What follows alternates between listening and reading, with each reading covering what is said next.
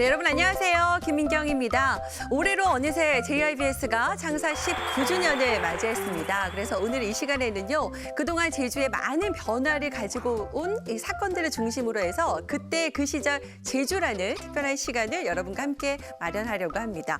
사실 본격적으로 제주가 발전을 시작한 게 지난 60년도부터 70년대 이상이라고 할 수 있는데, 아니 근데 생각해보면 불과 한 5, 60년밖에 되지 않았는데요.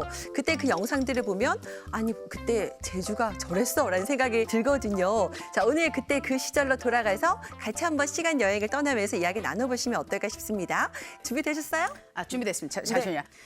하, 영등 할망이 오곡실을 뿌리면 한껏 물이 올랐었던 그때 그 시절, 저 푸른 초원 위에 짠짠짠짠짠. 그림 같은 제주에는 꽝꽝꽝 개발의 소리가 들리기 시작했던 것이었습니다. 아, 그때 그 시절로 가는 제주의 시간 열차 출발합니다. 자, 다 다 준비되셨어요? 같이 준비할까요? 칙칙폭폭 이사장님, 이사장님자, 자, 칙칙폭폭.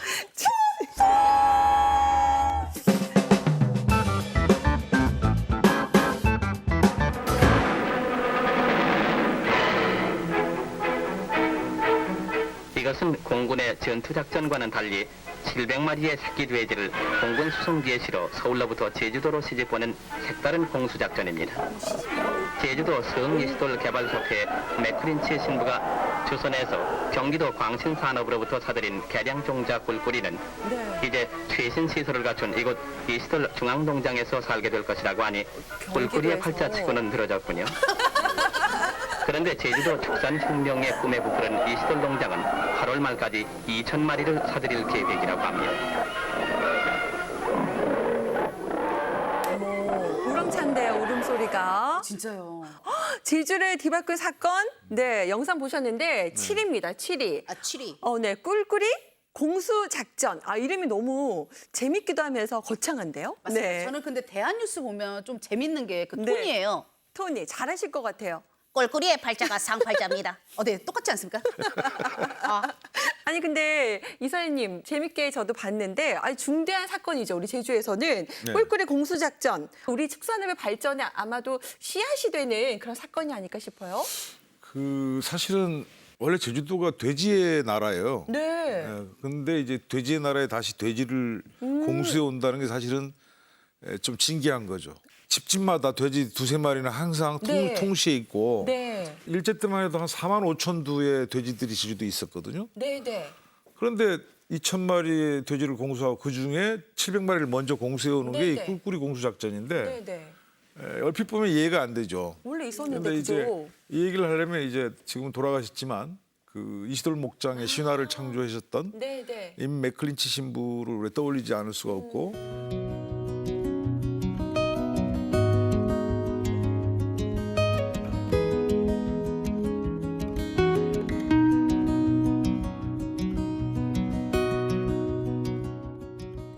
그분은 원래 아일랜드의 그 출신이죠. 네.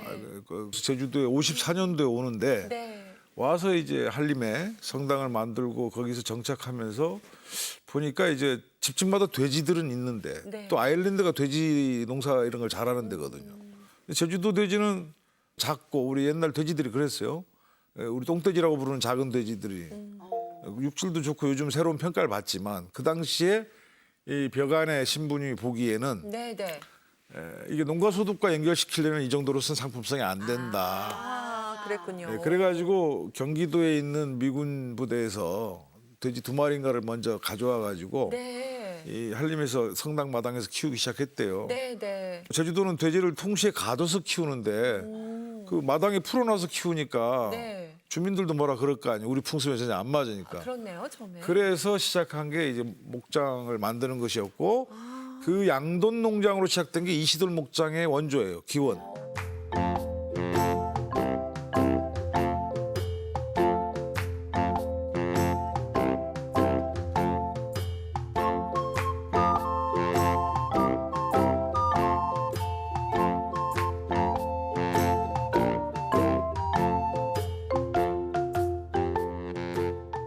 이제 목장을 만들고 2,000마리의 경기도에서 요쿠시어 계통의 네. 서양 돼지를 이제 수입해 오고자 할 때 저쪽에 공군에다가 이제 협조를 요청해서 700마리가 1차분으로 들어올 때 그 장면이 지금 꿀꿀이 공수작전인 것이죠. 아, 그래서 공군까지 돼서 그렇죠. 꿀꿀이 공수작전이네요. 네, 어떻게 그래서- 보셨어요? 네. 아니 저는 처음에 제가 제주도로 고등학교 때 수학여행을 왔었거든요. 그때 이제 민속촌에 가가지고 통시라는 걸 제가 처음으로 경험 접하고. 그렇죠. 네. 본 거죠. 네네. 근데 굉장히 놀랐어요. 화장실 옆으로 돼지가 오니까 막대기로 막 이렇게 막 맞아요, 흔들려가면서 실제로. 일을 본대요. 네. 긴장감이 이렇게 아주 긴장감이 스릴이 있죠. 진짜요? 그렇게. 그러니까 애들이 통시에 오래 못 있어. 아 왜요? 그렇겠네요. 빨리 해서 긴장돼서. 나와야 되니까. 네. 그럼 요즘처럼 뭐 어르신들 그 신문 갖고 가서 신문 다 끝날 때까지 보죠. 네. 옛날엔 그게 불가능합니다. 그러네요. 그냥 빨리 잘못하면 걔가 털거든.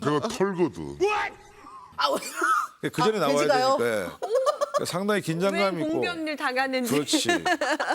그 지금도 한림 지역이 아마 한 13만 두 이상, 제주도 지역에서는 양도는 제주도 전체로 많이 하지만 네. 가장 많이 밀집돼 있는 이유가 그때 이제 뿌리 내린 방식이 네. 내려온 것이죠. 네, 네. 오, 그때부터 그러네요. 시작이 됐네요. 예, 그러네요. 그리고 그러한 네. 게 이제 신구범 지사 때 그 축산진흥원에 종돈장을 만들면서 양질의 이제 종돈, 모돈을 확보하고 그걸로 이제 농가에 보급하면서 제주도 돼지들이 커지고 맛있어지고 커지고 이러면서 상품성을 갖췄고 네. 그게 이제 전국적으로 알려지기 시작한 거죠.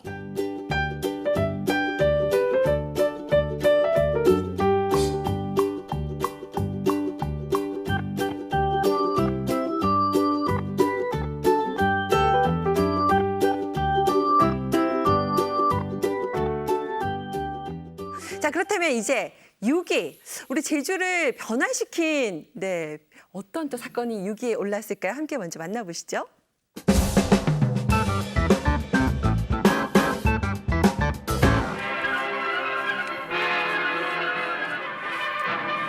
한편 10월 11일 부산 오. 부두에서는 부산과 제주 사이를 운항할 정기 여객선 도라지호의 명명 및 취항식이 있었습니다. 이 도라지호는 부산과 제주 사이를 12시간에 취항할 수 있으며 580명의 승객을 태울 수 있는데 호화롭고 깨끗한 내부 시설은 여객들의 명랑한 여행에 이바지할 것입니다. 네, 보기도 깨끗해 보이네요. 진짜. 네. 지난 8월 12일 목포와 제주도 사이를 하루에 왕복하는 여객선 가야호의 취항식이 전라남도 목포항에서 있었습니다. 어마어마하네요. 교통부에서 알려진 바에 의하면 이 가야호는 총 톤수 500톤으로 승객 442명과 200톤의 화물을 적재할 수 있다고 하는데 우리나라 연안 도서관을 사랑해요, 방문하는 진짜? 여객선으로는 가장 큰 규모에 속하는 철선인데 이것은 또한 혁명 후 우리나라 자금과 순전히 우리 기술진에 의해서 만들어진 것입니다. 자랑스럽네요. 순전히 우리 기술로만. 네.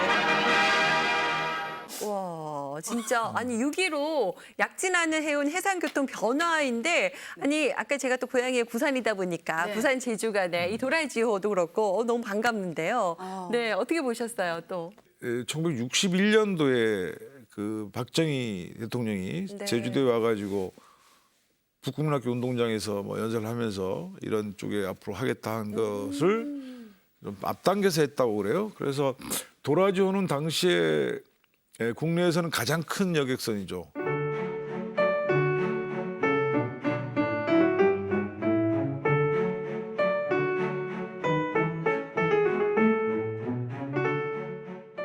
그때는 이제 일본에 그 낙찰을 해가지고 일본 선사에서 만들고 네. 그걸 국내에 들어와서 이제 운항을 하게 됐는데 제주 부산으로 났고요.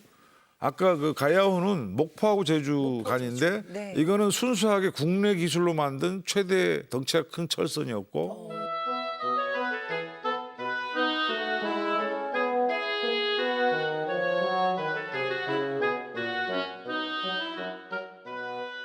어쨌든 이게 페리선이 들어오기 전까지는 제주와 목포, 제주와 이제 부산 네. 시간도 뭐 거의 5시간 이상씩 단축시키고 그 당시는 획기적인 그런 속도였죠. 그렇대요.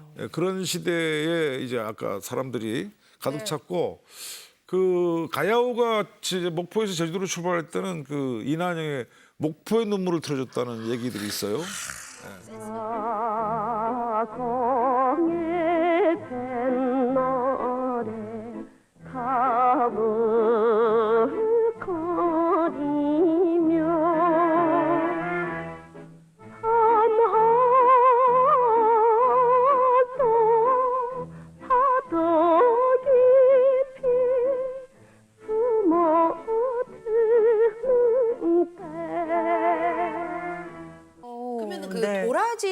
취항 당시에 도민들의 그 반응이 어땠는지 좀 궁금해요. 네. 난데없이 가장 그 세상에 제일 큰 배를 봤으니 경악했죠. 놀랄 일이요. 네. 크기 때문에. 예, 그건 부산 사람들도 놀랬고. 네. 그러니까 제주항에도 저 배 들어올 때는 구경 가는 사람들이 있었고요. 처음 들어올 때는 막 뉴스거리죠. 그래서 아까 뉴스에 사람들이 막 그러니까요. 몰려가지고 그렇죠. 있었어요. 규모도 어마어마하고 네. 지금은 좀 안전 때문에 걱정되지만 아니 배 탄 사람들 봐봐요. 앉을 자리가 없을 정도로 그렇게 그러니까요. 타고.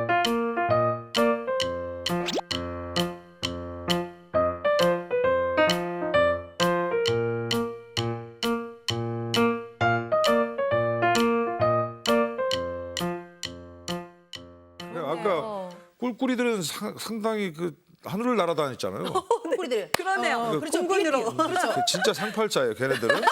근데 보통 일반인들은 전부 네. 저기 1, 2, 3등 칸, 특히 갑판 칸도 있어요. 갑판 칸이 비용이 제일 쌌대요. 그러니까 거기 다 앉아 계시는 거기에 그냥 꽉 차게 해가지고 이렇게 네. 다녔던 그런 경험을 가진 저희 세대 약간 윗세대. 네.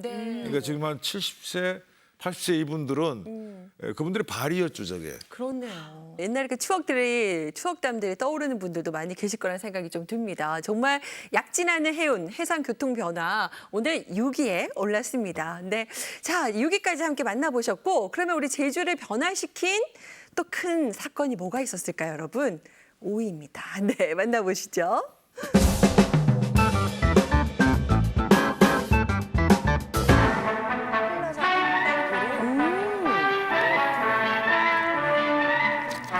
10월 11일 제주도에서는 도민의 수건이었던 제주시와 서귀포 사이의 한라산 횡단도로의 역사적 개통을 보아 도민들은 옛날엔 도로가 기쁨에 저랬어요? 가득 차 있습니다.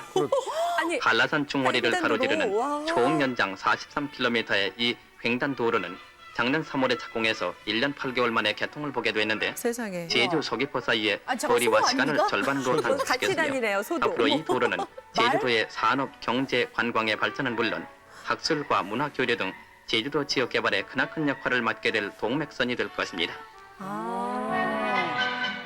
아니 근데 한라산 횡단도로라고 했는데 아니 우리가 아니 그 516도로 말하는 건가요? 그렇죠. 516도로. 네. 언제 지금- 이름도 바뀐 거예요?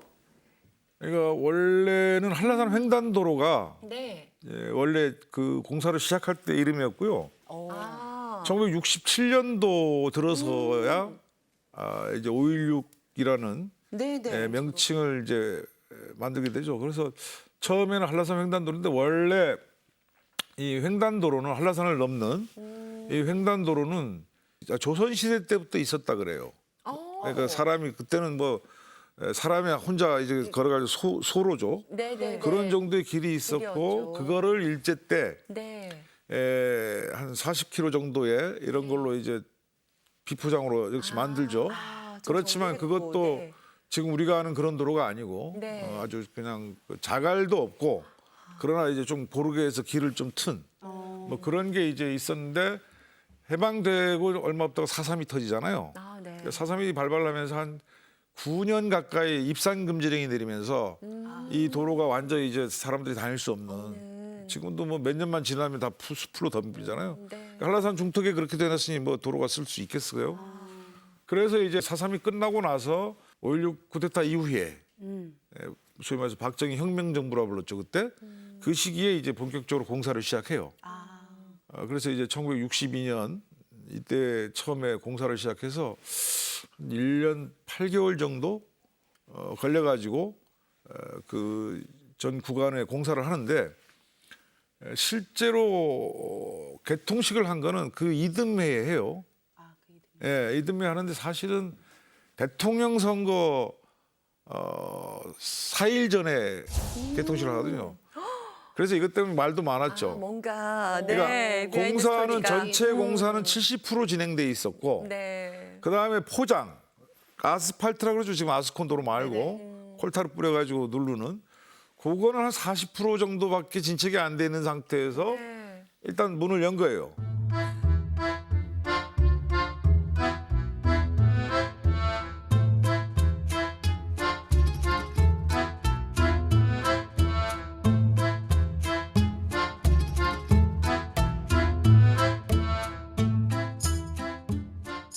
그래서 제대로 완공된 거는 그로부터 또 3년이 더 지나가지고 네. 도로 포장도 완전히 하고 나서 하고 아까 나온 그 장면은 네, 네. 바로 63년도에 네. 불안전한 상태에서 네. 오픈을 한 거예요. 그래서 보면은 비포장된 지역들이 많죠, 도로가. 그러니까요. 아까 그렇죠. 뭐 소랑 소랑 말다니. 말도. 네, 그러니까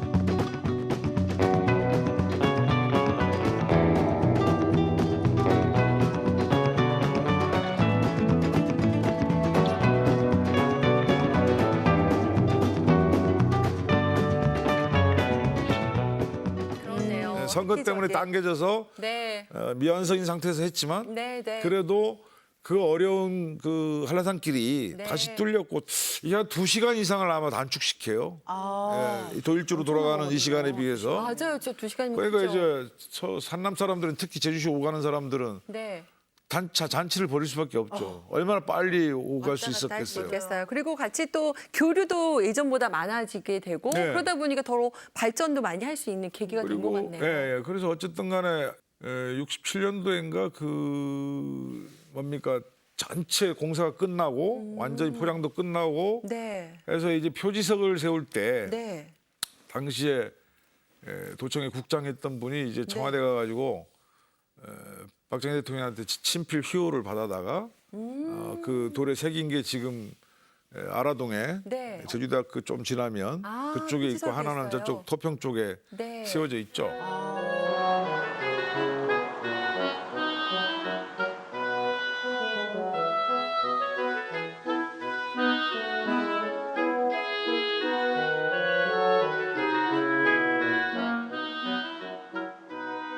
어쨌든 이렇게 또 횡단도로가 생기면서 또 지역 간의 문화 격차도 줄어들고 서로 교류하면서 많은 발전들을 이룩하게 됐는데 우리 또 양혜림 리포터가 뭔가 또 특별한 영상을 준비했다고 들었거든요. 네. 궁금해요. 혹시 그 사랑방 손님과 어머니의 주인공이 누구라고 생각하십니까? 알죠, 알죠. 오키, 오키. 아, 오키 맞습니다. 아저씨. 예, 이번에 무슨 그 아저씨가 반찬 아니에요.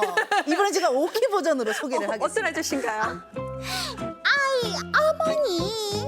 선생님이 그렇게 흰 쌀밥만 먹으면 따라 살림 커달란다고 했단 말이에요. 오늘부터 오키도 보리밥 한 끼로 먹으면서 쌀을 아낄 거예요. 뾰르르 뾰르르. 푸시아 스타트. 궁금하네요, 네요.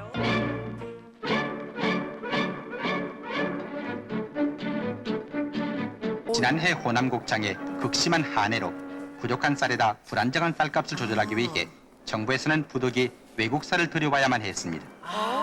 그러나 외국 쌀. 우리는 우리 식생활만 개선하면은 쌀의 부족도 없애고 우리 건강도 좋아지는 일석이조의 효과가 있다는 사실을 강조합니다. 보리나 밀가루 등 혼식이 권장되고 있는데도 나는 모르쇠로 나가는 국민이 있으니 한심한 일입니다. 한심한 일이네요. 쌀 세 알에 보리 한 알이 무슨 참고드냐는 듯이 뻐젓하게 쌀을 튀겨 심심풀이로 먹는 강심장도 있습니다. 간신장이네요. 짐승에 참 먹이는 어머, 부르뜨리기 뻥튀기죠. 나름인데 뻥튀기죠. 강아지야 주는 대로 먹겠지만은 이 집 주인의 생각 좀 고쳐야겠습니다. 이 집 주인의 생각 좀 고쳐야 된대요. 뭐 가격 봐요. 한편으로는 자신들의 건강을 보살피고 또 한편으로는 나라의 살림을 협조하게 되는 건전한 생활이 여기 있습니다. 네. 쌀 세 알에 맛있겠어요. 보리 한 알 또는 하루 한 끼 분식으로 내일의 식생활을 설계합시다. 아오. 아니 60년대 네. 뻥튀기 드시면 강심장이었어요. 강심장이었어요, 오. 강심장. 염치 없는 사람 되는 거지. 진짜요. 아니 쌀 세 알에 보리 한 알. 저 때는 쌀이 부족하니까 요즘에 건강을 생각해서 혼식하라고 하는데 그렇죠. 와 쌀이 많이 부족했네요. 쌀이 부족했죠. 네. 그 원래 주국으로서의 쌀이 네. 우리나라 곡창지도 많고 그랬지만 특히 60년대는 뭐 아마 농법상 그런 문제들도 있겠고 인구는 증가하고 네. 그러니까 6.25가 끝나고 나서 인구가 급증했잖아요. 네, 뭐 네. 이런 여러 가지 반영되고 하면서 쌀이 부족하게 되고 특히 60년대 이 전라도 지역의 농지나 이런 쪽에서 쌀 평야지대가 가뭄으로 네.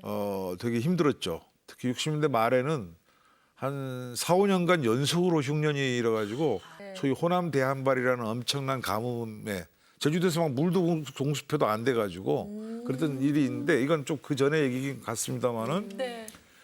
어쨌든 쌀은 이제 부족한 인구에 비해서 부족했는데 나중에 이제 우리나라도 쌀로부터 자유로운 게 그 필리핀인가 이쪽에서 통일비어라고 한 걸 우리가 개발하고 그 기술을 들여와서 그 통일벼를 전국적으로 보급하면서 이제 쌀이 자급하게 됐던 그때부터 이제 쌀밥이 이제 먹게 됐던 그런 게 있죠.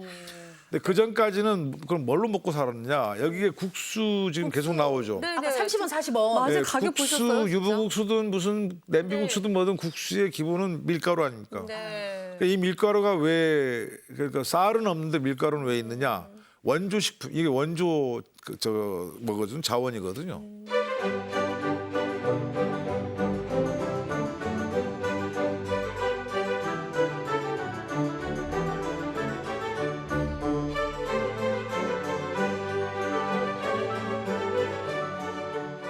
그래서 저 밀가루가 무상으로 원조돼 가지고 엄청나게 풀린 거예요. 그래서 더 많이 드셨군요. 그래서 부족한 쌀을 저걸로 메우기 위해서 네, 네. 국민 계도랄까 네. 이런 걸 하면서 쌀을 다른 방식으로 축내는 사람들은 그러니까요. 심지어 뻥 튄 것까지도 완전 어제 강심장이라고 네, 하면서 염치 없다고. 도둑놈 취급하듯이 하고 이런 게 사실 그 당시에 네. 국민 계도 차원에서 그랬는데 그러면서 점차 우리가 밀가루 먹는 민족으로 바뀐 거예요. 그러네요. 아, 그러면서 제주에도 또 국수집도 정말 많잖아요. 그러니까 많은 그러다 보니까 분들이 요즘은 드시고. 네. 제주도 국수도 사실은 그런 원조 밀가루에서 시작이 된 거예요. 자, 제주를 변화시켰던 사건들 이제 4위 만나보셔야죠. 함께 보시죠.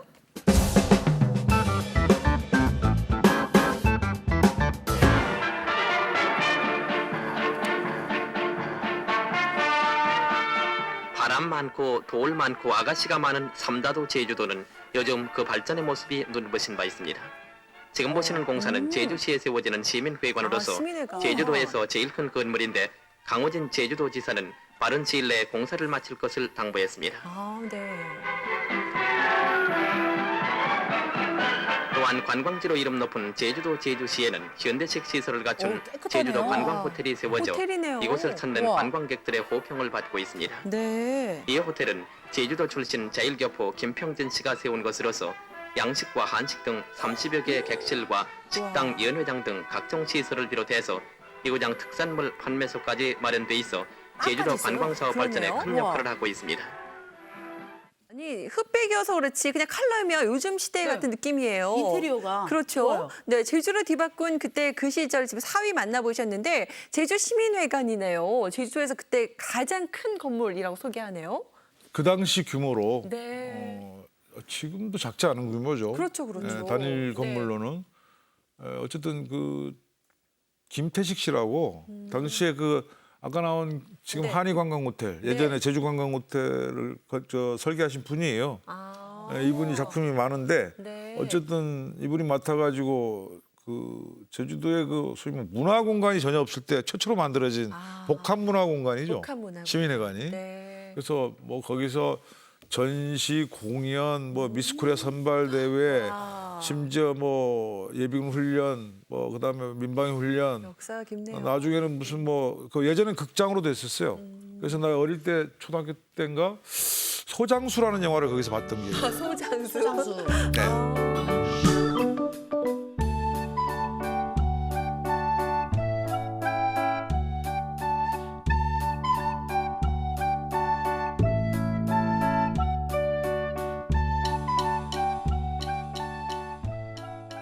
그 영상에서 봤던 그 호텔이 호텔, 네. 제주도 관광호텔. 1호 1호 호텔. 1호 호텔. 최초의 관광 호텔인 게 맞는 거죠. 그렇죠. 그때 당시 호텔 생겼을 때 좀 반응이 엄청 그래요, 왔을 것 같아요. 신기했을 것 같아요. 지금 그런 개념이 없었죠. 근데 그렇죠. 이제 저게 네. 그 제1교포였던 김평진 선생님인가 그분이 이제 투자를 해서 네. 당시에 이제 제주도에 관광 호텔이었는데 이게 박정희 전 대통령이 제주도를 뭐 하와이, 동양의 하와이 뭐 이런 식으로 가겠다는 기본 구상이 많이 있었죠. 네. 그래서 이제 제주도에 뭘 할 때마다 박 대통령의 그 입김이 많이 작용을 했어요. 그러니까 현실적으로 우리가 인정하는 거고 네. 그런 상황에서 이 김평진 씨가 또 제주도에 관광 호텔을 투자하고 그러니까 왜냐하면 관광객이 오려면 맞아요. 그 서양식 네. 그 사람들이 오는 방식의 거를 편안하게 해주는 최소한 그런 휴식터는 있어야 된다는 거죠. 네, 네. 뭐 다른 데 자연 그대로 할지라도. 네. 그래서 이제 그런 사람들이 와서 할 수 있는 게 일단은 골프. 그다음 호텔. 이건 네. 있어야 된다. 네. 그래서 제주도에 이제 중문관광단지도 나중에 생기고 이렇게 되는데 그 첫 호텔이 제주관광호텔이고 지금은 한의 관광호텔로 바뀌었죠. 네.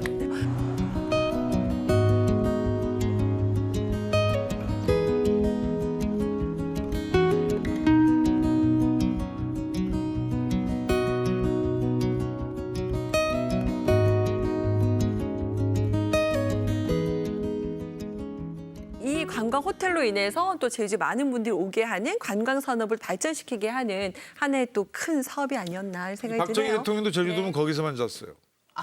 오면 그런 또 역사가. 사실 그 전에는 그만한 호텔이 없었고 근데 제가 네. 호텔 얘기 나오니까 에피소드가 어떤 있습니다. 에피소드예요? 너무 신혼부부가 궁금한데요. 신혼부부가. 호텔을 간 거예요. 네. 근데 이게 옛날에 아주 시골에 있던 그 신혼부부가 결혼을 네. 하고 큰 대도시에 네. 신혼여행을 왔어요. 네. 그래서 거기에 처음으로 호텔에 묵은 거예요. 하고 이제 둘이 이제 딱 들어갔는데 이제 신부가 먼저 씻고 오겠다. 그래가지고 어머. 네. 부끄러워하시네요. 씻고 오겠다. 그래가지고 네. 먼저 들어갔어요. 네. 근데 안 나오는 거야. 아무리 기다려도 신랑이. 왜 안 왜 나올까? 안 나오지 하고 신랑이 이렇게 조용히 갖고 문을 싹 열었는데 신부가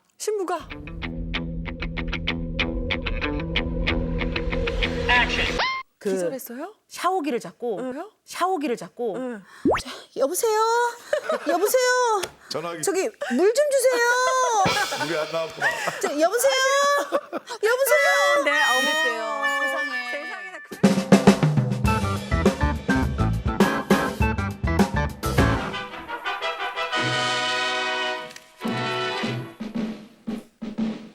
1966년 6월 제주도 시찰에 나섰던 박정희 대통령이 제주도민의 식수 문제 해결을 위해 손수 이렇게 구상도를 그린 것으로서 한라산 900고지의 어승생과 어승생 구상도라고. 중국에서 나는 네, 네. 하루 3만 톤의 수자원 개발의 기본 방향을 제시함으로써 본격적인 작업을 서두르게 됐던 것입니다. 네.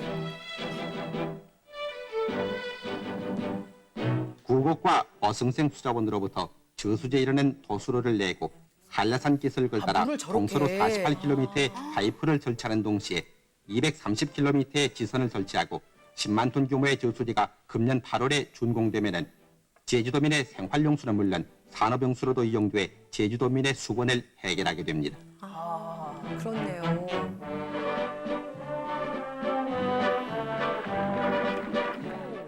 진짜 역사적인 순간이네요. 앞서 우리가 중요한 얘기들 많이 했지만 이 물, 우리 생명수잖아요. 우리 제주도민의 수건 사업이었던 어승생 수원지 개발 소식이 3입니다. 네. 이 제주도가 지금은 삼다수라는 물로 세계적인 브랜드까지 만들고 있지만 네. 격세지감이죠. 저희들 어린 때는 대부분 학교 갔다 오면 네. 물을 뜨러 가서 채워놔야 됐어요. 그랬어요. 그래서 네. 집에 있는 물항이라고 네. 좀 독 중에 좀 큰 독, 그 항아리에다가 물을 채워놓고 놀더라도 놀아야지 안 그러면 저녁을 못 먹는 수가 있어요. 그래서 어떤 애들은 제주도 말로 놀면 섭져가지고 노는데 빠져가지고 빠져가지고. 그 물 떠다 놓는 거 잊어버렸다가 저녁 때 곡소리 나는 집도 막 동네 여러 군데 있었죠. 아이고.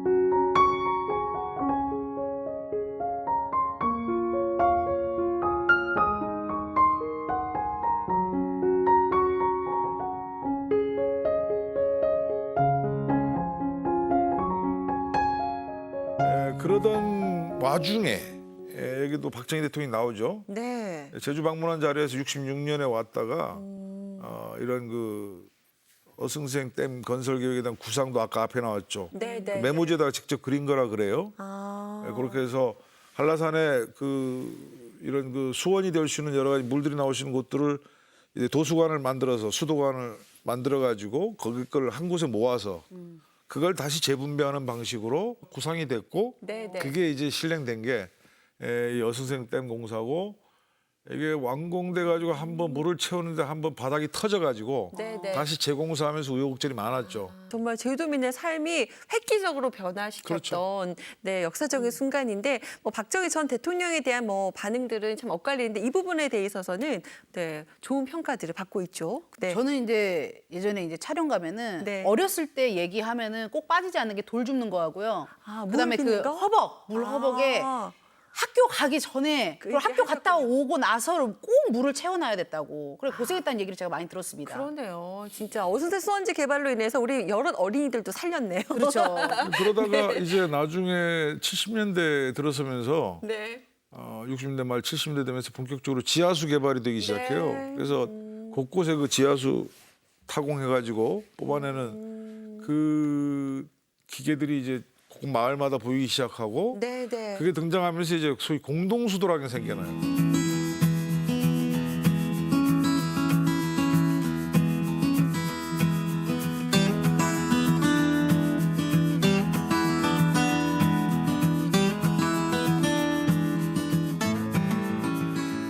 저희 집 앞에도 그 공터였는데 거기에 이제 처음 공동수도가 설치됐었어요. 마을 주민들이 쭉 줄 서가지고 물 받으러 오고 네. 겨울에 제주도도 춥잖아요. 네. 얼어요. 이게 수도관이 잘 안 나와. 아, 그러면 이제 보리집 가져다가 막 불태워가지고 네. 녹이느라고. 그런 모습. 예, 그러다가 나중에 이제 그 수도가 나중에 우리 집 마당으로 들어와요. 아 얼마나 좋았을까. 아니 그때는 집집마다 이제 들어가던 시기가 된 거죠. 아우, 드디어. 그러면서 이제 지하수를 뽑기 시작하면서 비로소 제주도민들이 이제 물에서 해방되기 시작했고 네.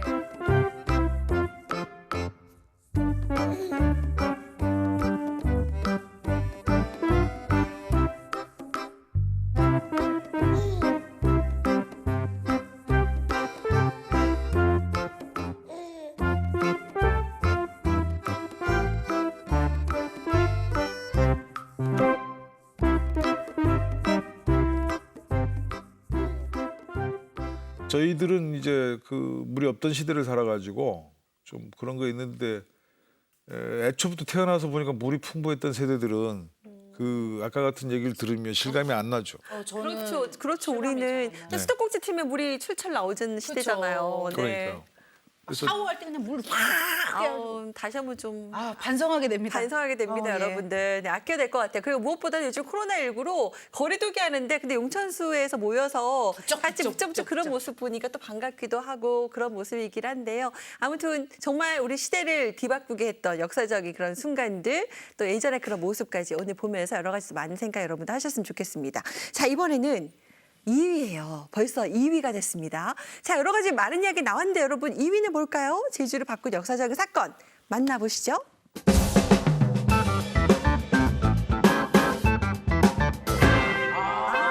역시 나왔군요. 국제공항. 그렇죠. 네. 제주공항의 새 청사가 완공돼 국제공항으로서의 새로운 면모를 갖추게 지금 됐습니다. 완전 비슷한데요? 진의정 그러네요. 국무총리가 골조가 참석한 가운데 됐죠, 원래. 지난 12월 그러네요. 17일 네. 준공된 제주공항 여객청사는 총 공사비 170억 원을 투입 2년 8개월 만에 완공을 본 것입니다. 이번 새 청사 준공으로 에스컬레이터. 제주공항은 연간 여객 처리 능력이 65만 명에서 260만 명으로 크게 늘어나게 됩니다.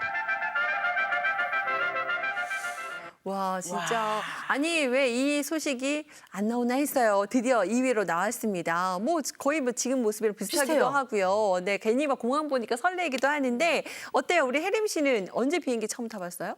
저는요 고등학교 수학여행 때 처음 타봤습니다. 아우, 좀 일찍 타봤네요, 고등학교 때. 그렇죠. 근데 진짜 너무 좋았던 게 이제 네. 비행기를 탄다고 해서 좋은 게 아니고 좀 처음에 설레였죠. 네. 근데 들어갔더니 더 좋은 게 있는 거예요. 뭐예요? 오렌지 주스를 계속 주시는 거예요. 들어가면. 계속 그거 리필 먹느라고. 가능. 네. 네, 너무 좋았습니다, 진짜. 그때가 아마 제가 비행기 처음 타본 게 네. 고등학교 2학년 때니까 그때가 70년대 말이죠.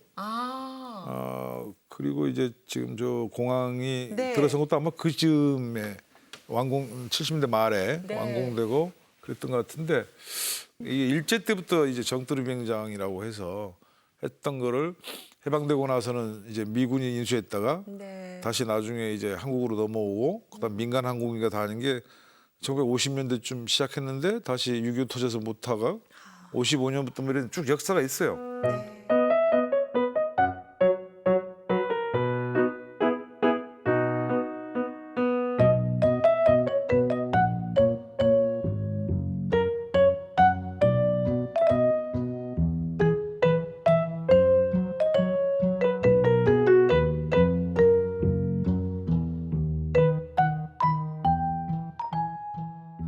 저도 저 공항 새로 생겨가지고 구경하러 갔던 기억이 나요. 아, 그러세요? 그러니까 나만이 아니고 아이들 친구들이랑 1983년도인가요? 뭐 사진 찍으러 가고 막 가고 그랬겠어요. 예, 그렇게 했던 적도 있고 그다음에 이제 그 당시에 그 비행기를 타면요. 예. 다 잿더리가 있었어요. 예?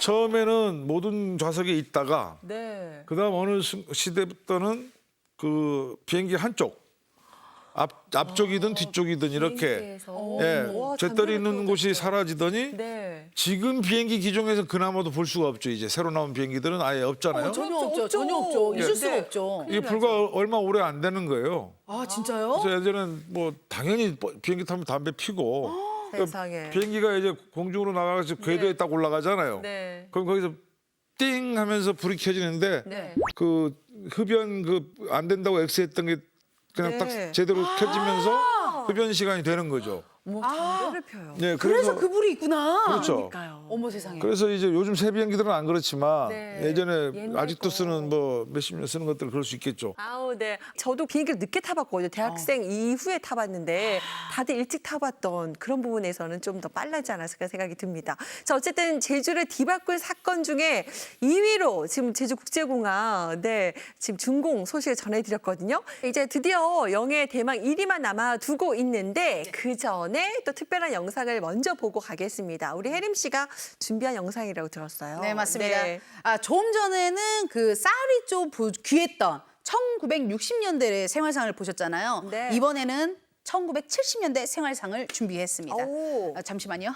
왜요? 또 준비. 경아, 오랜만에 만나는 거. 우리 심심한데 고고장에 춤이나 추러 갈까?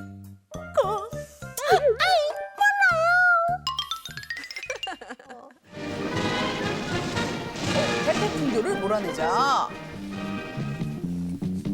국민 여러분, 지금 우리는 적과 맞서고 사는 이때 우리들 중에는 너무나 맥 빠진 뒤배풍조에 젖어 무기력하게 살고 있지는 않는가 곰곰이 반성해볼 스텝 일입니다. 보세요.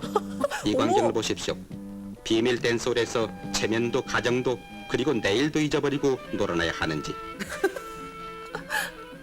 조용한 거리에 눈을 자극하는 광고를 꼭 해야만 장사가 되는 것인지, 수영복 입고 남자가 여자 흉내를 내면 어쩌겠다는 것인가, 어머. 모든 사람들의 눈살을 장발. 찌푸리게 하는 이런 장발족들, 아, 여자 흉내예요? 불로소득으로 일확천금의 헛된 꿈속에 도박에 미치는 사람들, 당신네들은 아들, 딸들에게도 그것을 가르치시겠습니까? 완전 건전방수. 내일의 희망을 간직하면서도 오늘만을 즐기겠다는 이 지각 없는 향락주의. 아니, 잠깐만 저 정도 향락주의가 아니지 않아요? 이처럼 사회윤리와 법질서를 문란하게 하는 아까 교배풍조는 깡통이 튀겼다가 우리들 스스로가 그렇죠. 자각해서 강심장. 하루속히 몰아내고 밝고 명랑한 우리 사회를 이룩합시다. 네, 저 당시에는 아주 심각한 뉴스인데 지금 여러분은 어떠세요? 보니까 너무 저희는 웃음 나요. 어쩜 아니, 좋죠? 진짜 네. 이걸 들었을 때 웃겼습니다. 남자가 여자 흉내 내면 어쩌자는 것인지.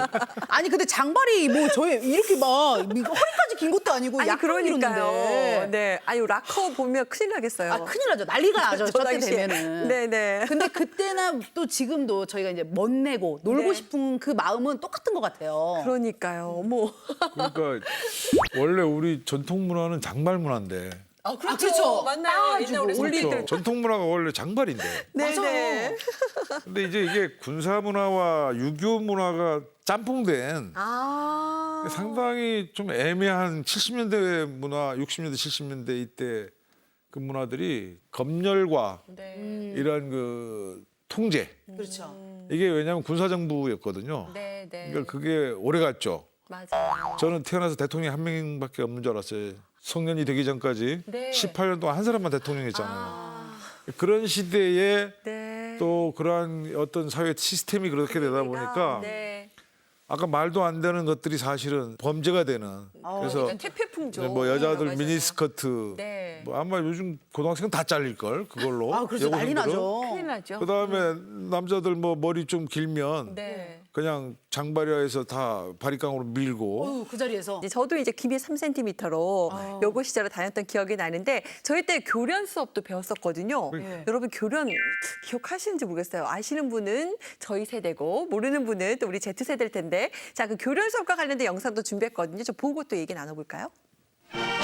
한편 교련 연구지정학교인 서울의 중국고등학교는 교련 시범 발표를 통해서 학생들의 총력 안보 태세를 보여주었습니다. 맞아요. 비록 교련병이 남북 또 따로 대화의 문이 있었죠. 열렸다 하더라도 네. 힘에 뒤따라야만 대화의 좋은 성과를 기대할 수 있기 때문에 네. 우리 국민은 누구나 일치 단결해서 총력 안보의 대열에 참가하고 국력을 기르는 데 힘써야 하겠습니다. 딱 맞는다. 맞아요. 대단해요. 여자대학 학도 호국단원들도 이번 정기검열에 참가했는데 서울의 상명 여자사범대학에서는 응급처치 시범 훈련을 보였습니다. 이런 훈련을 통해서 여대생들은 일단 유사시 구호 활동의 중요성을 일깨우면서 국토방위에 대한 사명감을 굳건히 했습니다.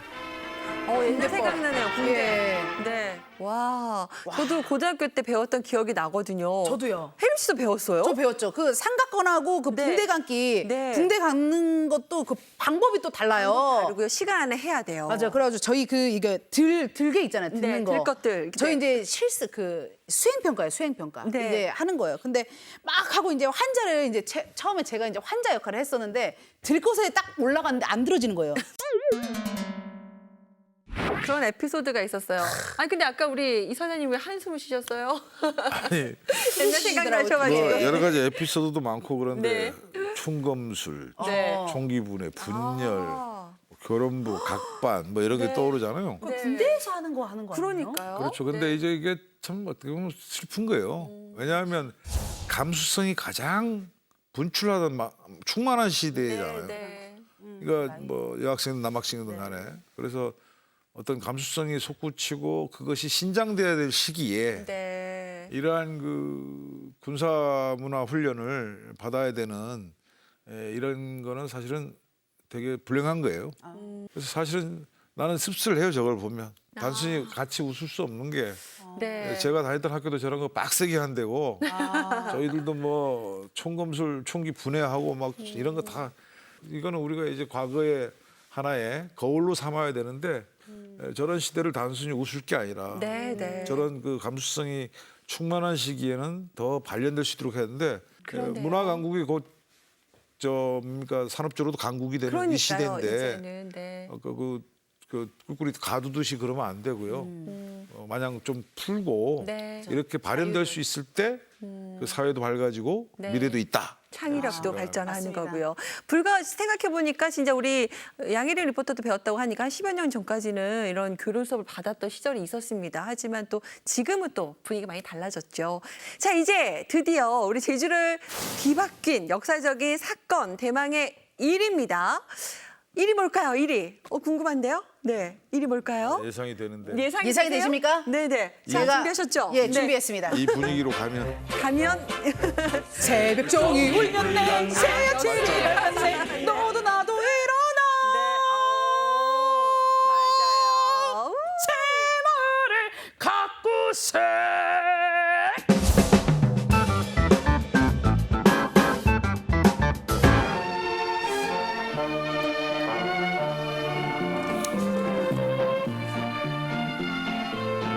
여기는 관광 자원이 풍부한 우리나라 최남단 제주도입니다. 사실 컬러를 보니까 네, 또 다르죠, 느낌이. 네.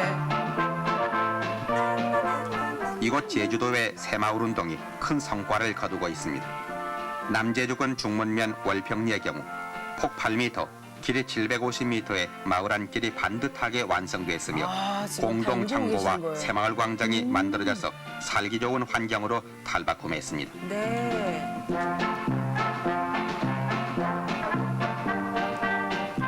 감귤 재배가 활발한 서구엽 신효리는 불황민들이 지도자를 중심으로 소득 증대 사업에 적극 참여한 결과 호당 평균 소득이 100만 원을 넘고 있습니다. 뿐만 아니라 제주도 전체의 호당 평균 소득도 80만 원을 넘어 전국의 호당 소득보다 2갑절이나 더 많습니다.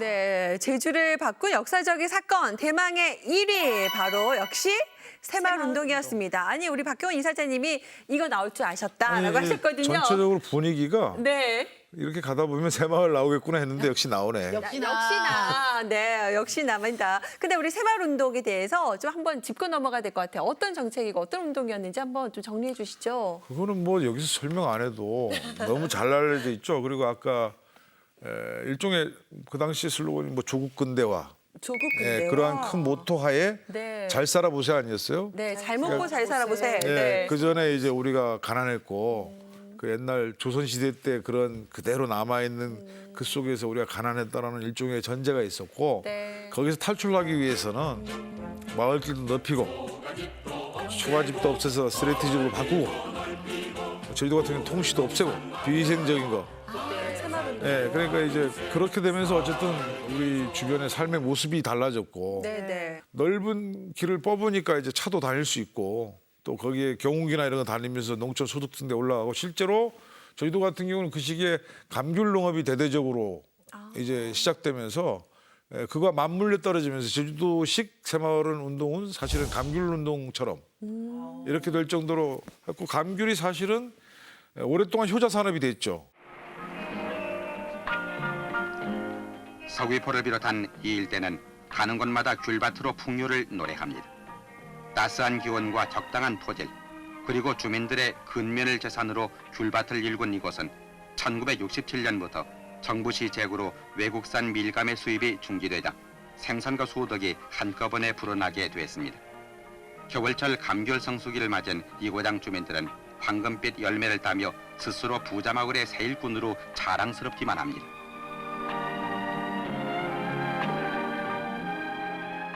그래서 지금도 새마을 운동하면 우리를 어쨌든 가난해서 구제한 운동이다. 네, 라는 이미지가 지금도 우리 대부분 갖고 있고 그런 측면에서는 성공했다고 봐야죠. 그렇네요. 그런 부분에 있어서는 이제 좋은 평가로 많은 분들이 얘기를 하고 계시지만 하지만 조금 또 부정적으로 보시는 분들도 계시거든요. 어떤 점이 그런 거죠? 나쁜 점이라면 요즘 이제 오랜 세월이 지나서 보니까 잃어버린 것도 많은 거예요. 근데 초가집이 스트레이트로 바뀌었는데 사실은 요즘 스트레이트 철거비가 만만치 않습니다. 그 성명가루잖아요. 네. 근데 초가집은 과연 나쁜 것인가? 그다음에 또 하나는 저희들이 통실 다 없앴잖아요. 그렇죠. 근데 지금 와서 자연 친화라는 측면, 리사이클이라는 측면에서 보면 사육두수가 많은 그러한 돈사를 하는 것보다 네. 오히려 지금 환경적으로 시대가 바뀌면서 인식이 바뀌잖아요. 그 특히 문화 쪽에서는 엄청나게 전통 문화에서는 큰 타격을 봤어요. 아쉽네요. 저는 무조건 좋은 것만 있는 줄 알았는데 네. 역효과가 엄청 많았네요. 그래서 이제 이런 것들이 평가를 앞으로 이제 그런 식의 사회 차원의 이런 걸 할 네, 때는 네. 이러한 우리가 지금 후회하고 있는 지점들을 네. 다시 이제 새롭게 좀 원칙화 시켜서 제대로 돌다리 두드리면서 가면 좋겠죠. 그렇네요. 정말 우리 이사장님께서 좋은 말씀 해주신 것 같아요. 이런 또 제대로 된 이런 평가, 사실 시행착오를 했지만 또 교훈으로 삼아야 될 부분들이 참 많잖아요. 네, 정말 역사라는 게 되돌릴 수 없기 때문에 더 애틋하고요. 더 그리움도 남는 것 같습니다. 자, 제주를 뒤바꿨던 여러 가지 그 사건들, 네, 베스트 7과 함께 여러분과 이야기 나눠봤습니다. 오늘은 여기까지 이야기 나누도록 하겠고요. 함께 시간 여행 해주신 두 분 다시 한번 감사드립니다. 고맙습니다. 함께해 주신 여러분 고맙습니다.